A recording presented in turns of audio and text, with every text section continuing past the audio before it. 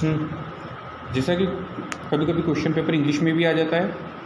हम यूनिट पढ़ रहे थे मापनी की रचना, उसमें प्लेन स्केल पढ़ रहे थे। हम पहला क्वेश्चन उठाते हैं इंजीनियरिंग ड्राइंग का पेपर का, इसमें डी वाला क्वेश्चन हम देखते हैं। अब plane scale of 1 centimetre is equals to 5 metre and show on it 37 metre. ठीक है, जैसा कि क्वेश्चन देख रहे हैं आप, अब plane scale of 1 centimetre is equals to 5 metre and show on it 37 metre. हमने क्वेश्चन को लिख लिया। अब इसका हिंदी करते हैं। एक प्लेन स्केल का निर्माण करो जिसमें 1 सेंटीमीटर कितने को दर्शाता है? 5 मीटर को दर्शाता है। ठीक है, शो ऑन इट है नहीं, हमको दर्शाना है 37 मीटर। अब लिखते हैं दिया गया है, जैसा कि आप देख पा रहे हैं, हम लिखते हैं दिया गया है। ड्राइंग पर वस्तु की लंबाई, क्वेश्चन को पढ़ते हैं, 5 मीटर को 1 सेंटीमीटर दर्शा रहा है, मतलब वास्तविक लंबाई 5 मीटर हो गई और 1 सेंटीमीटर ड्राइंग पर वस्तु की लंबाई हो गई। तो हमने ड्राइंग पर वस्तु की लंबाई 1 सेंटीमीटर, वस्तु की वास्तविक लंबाई 5 मीटर। ठीक है, 5 मीटर, यहाँ आपकी 5 मीटर हो गई। अब मापनी पर दर्शाना है, कितना दर्शाना है हमको? 37 मीटर दर्शाना है। हमने यहाँ लिख दिया 37 मीटर। 1 सेंटीमीटर बराबर 5 मीटर। ठीक है, अब यहाँ हमारे पास अधिकतम लंबाई नहीं है। आपको एक बार क्वेश्चन पढ़ लीजिए, अधिकतम लंबाई नहीं है हमारे पास, तो हम अधिकतम लंबाई ज्ञात करने के लिए, मानने के लिए स्टेटमेंट लिखेंगे। ठीक है, हमें यहाँ अधिकतम लंबाई को मानना पड़ेगा। 1 सेंटीमीटर बराबर 5 मीटर है और प्रश्न में कहीं पर भी अधिकतम लंबाई नहीं दी गई, इसलिए अधिकतम लंबाई मानना होगी जिससे मापनी में 37 मीटर दर्शाए जा सके। तो अब हम ऐसा कौन सा मान होगा या ऐसी कौन सी माप लेंगे जिसके अंदर 37 मीटर कवर हो जाए?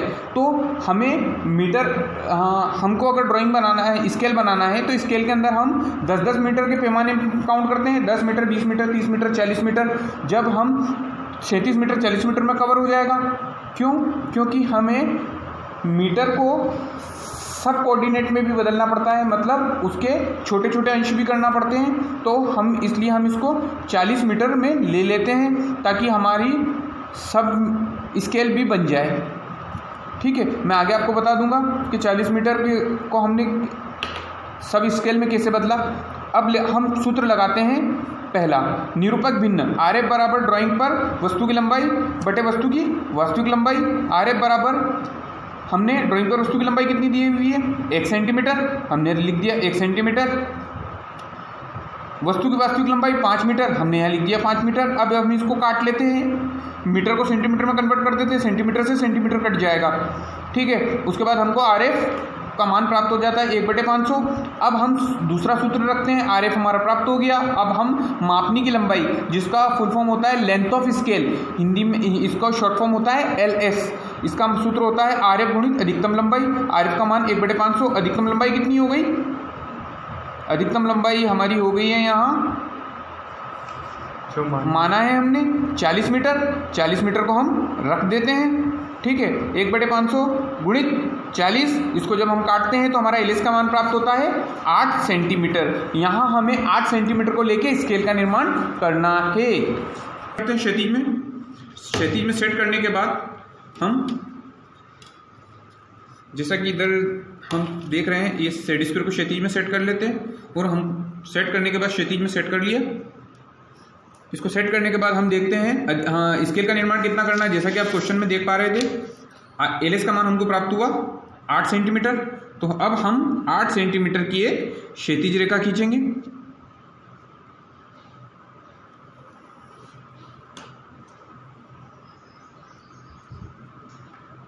आठ सेंटीमीटर की क्षैतिज रेखा खींची। अब हम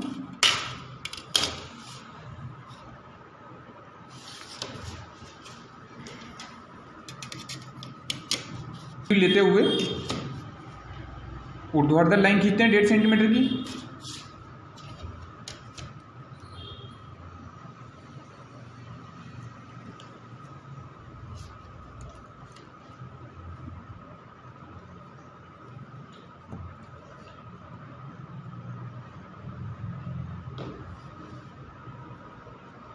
लाइन खींच दी। ऐसी लाइन हम इधर भी खींचेंगे।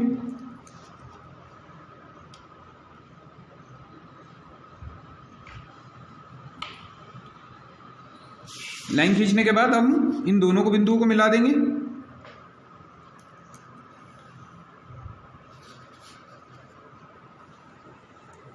ठीक है, ये हमारा ब्लॉक तैयार हो गया। फिर हम आधा सेंटीमीटर नाप के मेजर कर लेंगे। आधा सेंटीमीटर नाप लिया, यहाँ बिंदु लगा दिया।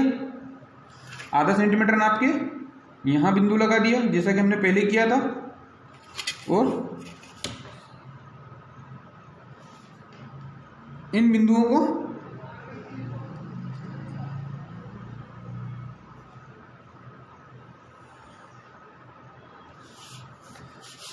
हम इन बिंदुओं को मिला देते हैं। ये हमारा ब्लॉक तैयार हो गया। अब हमें स्केल का निर्माण करने के लिए किसी भी कोण पर एक प्रोजेक्शन लाइन लेते हैं।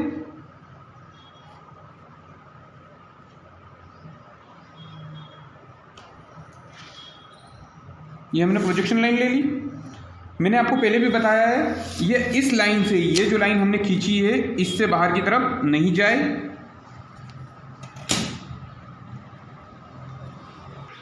जैसा कि आपको पहले भी बताया गया था, लंगड़ा प्रकार हम कितना भी खोल लेते हैं।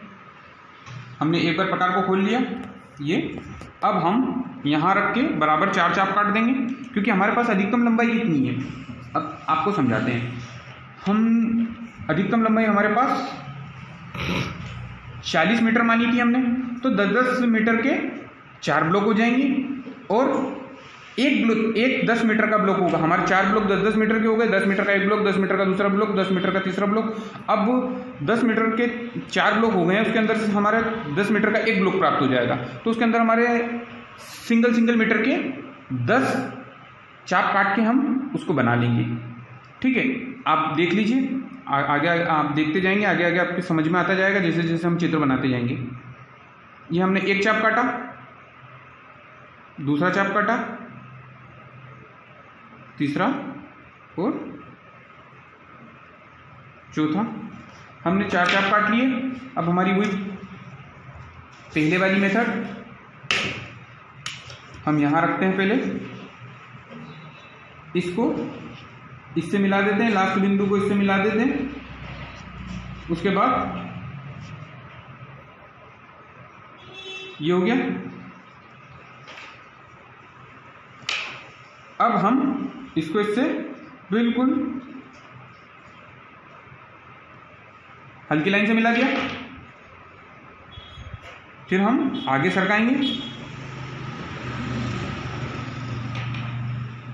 आगे सरकाने के बाद फिर हम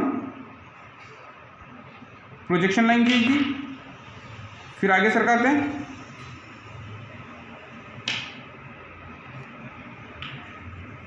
प्रोजेक्शन लाइन खींच दी, फिर आगे सरकाते हैं।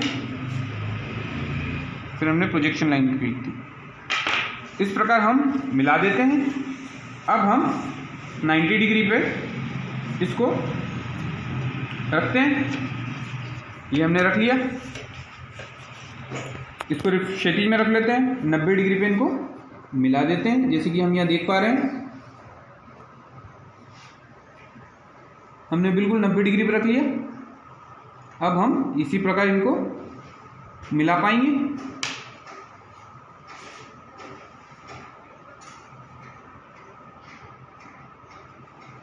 ठीक है,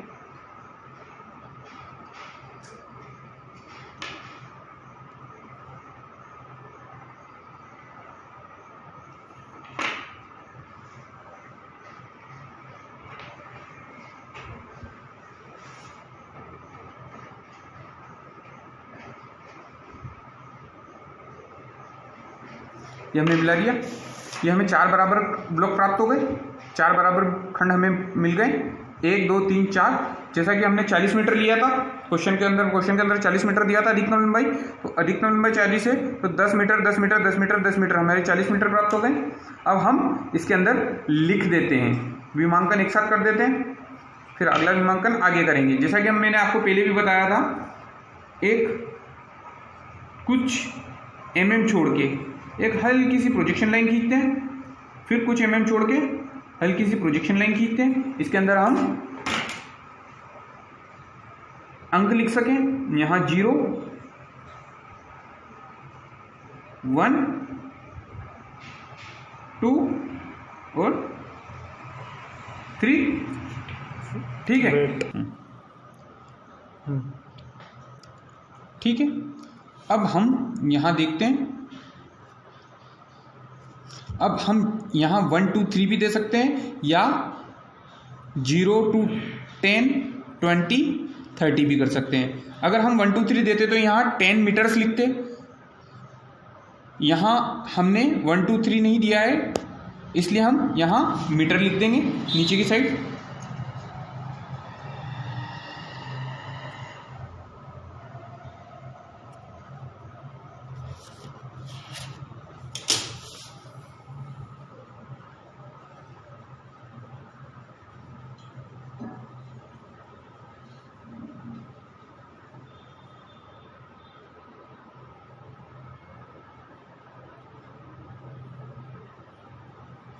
मीटर,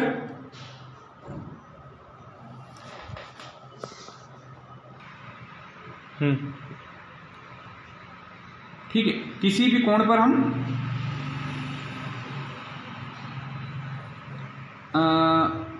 हम रेखा खींच लेते हैं।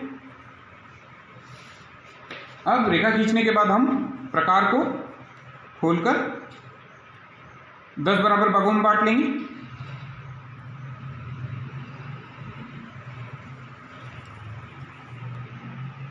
इस बिंदु पे और 10 बराबर भागों में बांट लेंगे। 1 2 3 4 5 6 7 8 9 10 भागों में हमने इसको बांट दिया। जैसा कि मैंने आपको पहले बताया था, हम इसको इस तरीके से रखेंगे, लास्ट बिंदु को इससे मिला देंगे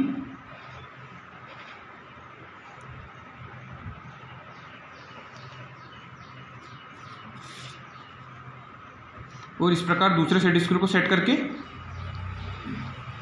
हम सतत मिलाते रहेंगे।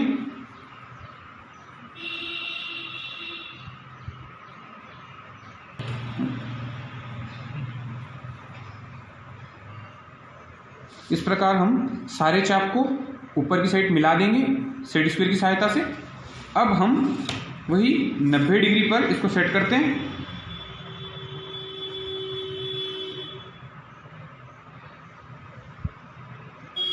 नब्बे डिग्री पे हमने सेट कर लिया। अब इनको ऊपर की साइड मिलाते जाएंगे। इस प्रकार हम सारी लाइनों को मिला लेते हैं 90 डिग्री पे ऊपर की साइड।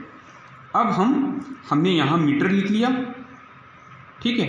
अब हम जैसे हमने यहाँ नंबरिंग की है वैसे यहाँ भी करते हैं। जैसा कि आपने देखा है नीचे की साइड से ही नंबरिंग करेंगे।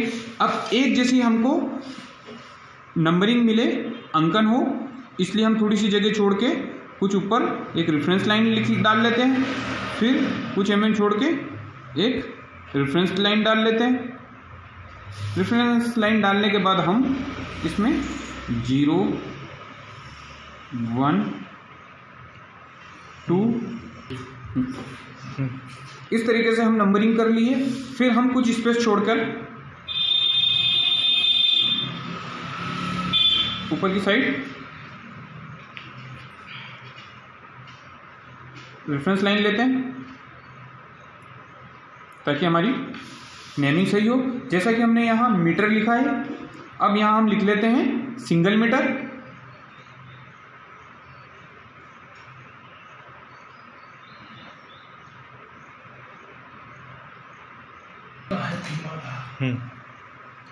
ठीक है, हमने यहाँ सिंगल मीटर लिया है।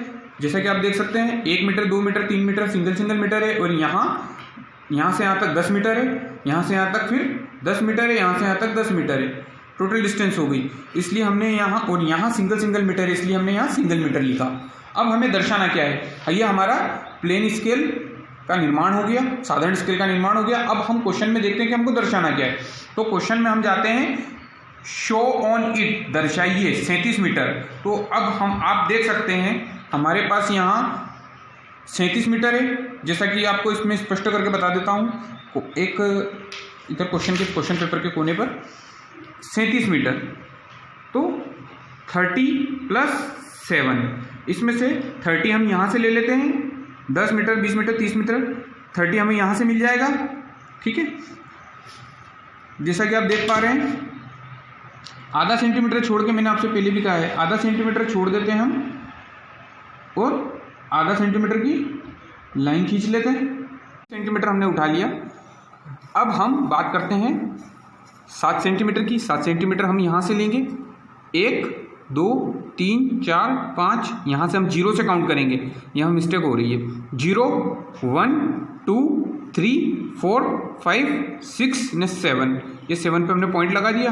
अब आधा सेंटीमीटर छोड़ के आधा सेंटीमीटर की लाइन खींच लेंगे, दोनों के मध्य में हम बिंदु लगा देंगे। बिंदु लगाने के बाद हम एक क्षैतिज रेखा खींच के इसके दोनों सिरों पे तीर के निशान लगा देंगे।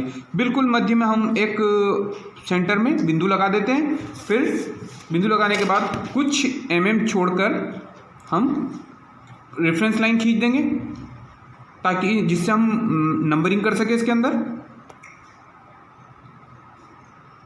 जैसा कि आप देख सकते हैं हमने ये रेफरेंस लाइन खींच ली।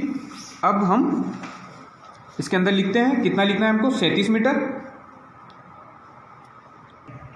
जैसा कि आप देख पा रहे हैं 37 मीटर हमने यहाँ लिख दिया। यह हमारे साधारण स्केल का निर्माण हो गया।